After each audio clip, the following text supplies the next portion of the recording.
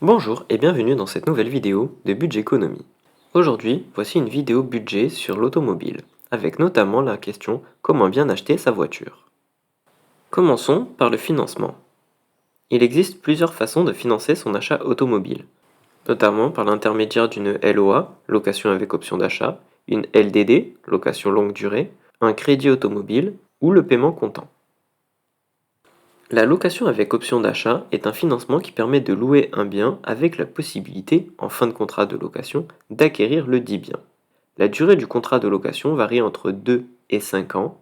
Au terme de ce contrat, le loueur a la possibilité de lever l'option d'achat pour devenir propriétaire du bien loué ou de refuser cette levée d'option. Pendant toute la durée de la location, le loueur paye le loyer dont le montant est défini au préalable dans le contrat de LOA. À la signature de ce contrat, les parties fixent également le prix d'achat qui doit être payé par le loueur s'il lève l'option d'achat au terme du contrat de location. La location longue durée est un type de location qui concerne presque essentiellement le secteur automobile. Elle consiste pour un individu à louer un véhicule sur une période et un kilométrage fixés à l'avance, en contrepartie du versement d'un loyer mensuel. La location longue durée s'étale sur une période allant de 12 à 72 mois, période à l'issue de laquelle le locataire du véhicule est tenu de le restituer. Contrairement à la LOA, lors d'une LDD, il est impossible d'acquérir le véhicule loué. Dans la majorité des cas de LDD, elle s'accompagne d'une assistance et de services d'entretien. Souscrire à un crédit automobile revient à emprunter de l'argent pour financer l'acquisition d'une voiture neuve ou d'occasion. Avec un taux moyen à 4,5%, la souscription d'un crédit automobile vous permet d'acheter une voiture sans avoir les fonds nécessaires. Cependant, cela vous coûtera des intérêts. Le paiement comptant vous permet d'acquérir votre voiture de la façon la plus simple possible. Il s'agit du fait de payer sa voiture directement avec son épargne. On peut aussi appeler cela le paiement cash. Répondons maintenant à la question combien coûte une voiture neuve, notamment en prenant l'exemple d'une Peugeot 208 style 100 chevaux essence, sans option.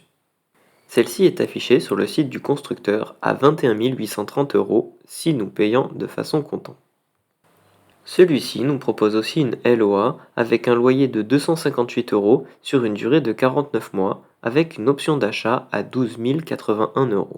Cette option peut sembler intéressante car il est sûrement beaucoup plus facile de payer 258 € par mois que 21 000 € tout de suite. Cependant, lorsque nous regardons le montant total dû en cas d'acquisition, il représente 24 469 €, soit 12% de plus que le paiement comptant. Étudions à présent l'option du crédit automobile. Avec un financement intégral du prix de l'automobile en paiement cash et un taux d'intérêt à 4,5% sur une durée de prêt de 4 ans, le coût total du prêt est de 23 894 €. Cela représente donc une hausse de 9,5% sur le prix d'achat.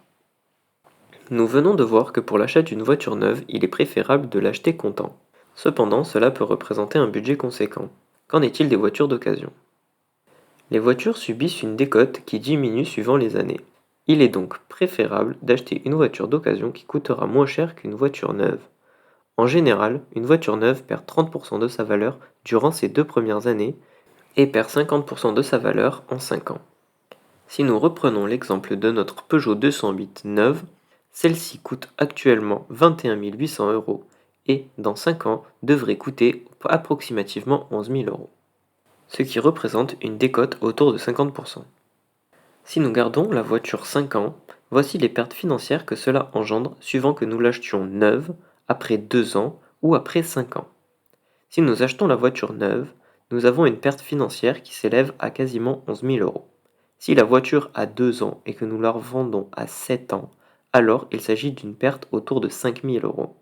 Enfin, si nous achetons une voiture de 5 ans et que nous la revendons en voiture de 10 ans, cela engendre une perte financière autour de 3 000 €.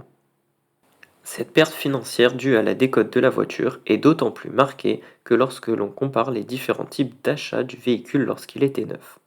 En effet, sur un paiement cash, après 5 ans, il perd 50% de sa valeur. Sur un financement à crédit, il en perd 55% et sur une LOA, quasiment 56%. L'automobile coûte cher et il n'y a pas que le prix d'achat à prendre en compte. En effet, il y a plein d'autres coûts, notamment celui de la carte grise. À l'achat d'un véhicule, vous devez l'immatriculer et obtenir le certificat d'immatriculation, aussi appelé carte grise. Son prix varie suivant votre région, la puissance fiscale de votre voiture, ainsi que son âge. En effet, les véhicules de plus de 10 ans ont un rabais de 50% sur le prix de la carte grise. De plus, à l'achat d'un véhicule, vous devez l'assurer, afin de pouvoir rouler en toute sécurité. Le prix annuel de l'assurance varie suivant votre adresse, la puissance de votre voiture, mais aussi sa rareté ainsi que son âge. Plus un véhicule est âgé, moins l'assurance coûte cher. Passons maintenant aux entretiens. Lors de l'achat d'un véhicule, vous devez vérifier que le véhicule ait été bien entretenu, ainsi que les prochains frais d'entretien qui sont à prévoir. Les entretiens doivent se faire de façon régulière. Ainsi, une vidange moteur doit se faire tous les 1 an ou 10 000 km, les plaquettes de frein entre 30 000 et 50 000 km, les disques de frein aux alentours de 80 000 km. Concernant les pneus, ceux-ci peuvent aller de 30 000 à 50 000 km ou de 5 à 10 ans. La courroie de distribution doit se faire tous les 5 à 10 ans ou 100 000 km. Enfin, la durée de vie d'un embrayage est très variable, celle-ci varie entre 80 000 et 150 000 km suivant l'utilisation du véhicule. Il faut savoir que ces chiffres sont donnés de façon indicative et qu'ils peuvent changer d'un véhicule à l'autre. Je n'ai personnellement jamais acheté de véhicule neuf. En effet, la décote des premières années me semble beaucoup trop importante. J'achète donc des véhicules d'occasion, la majorité du temps de plus de 10 ans, ayant un kilométrage faible et un entretien régulier. Cela me semble être le meilleur compromis entre le prix d'achat et le coût des entretiens futurs. Si ma façon de procéder vous intéresse, je peux vous faire une vidéo vous expliquant comment j'ai acheté et vendu mes différents véhicules avec les frais qui leur ont été associés. En attendant, j'espère que cette vidéo vous a plu. Si c'est le cas, je vous invite à mettre un like et à vous abonner à cette chaîne YouTube. Je vous donne rendez-vous la semaine prochaine pour une prochaine vidéo.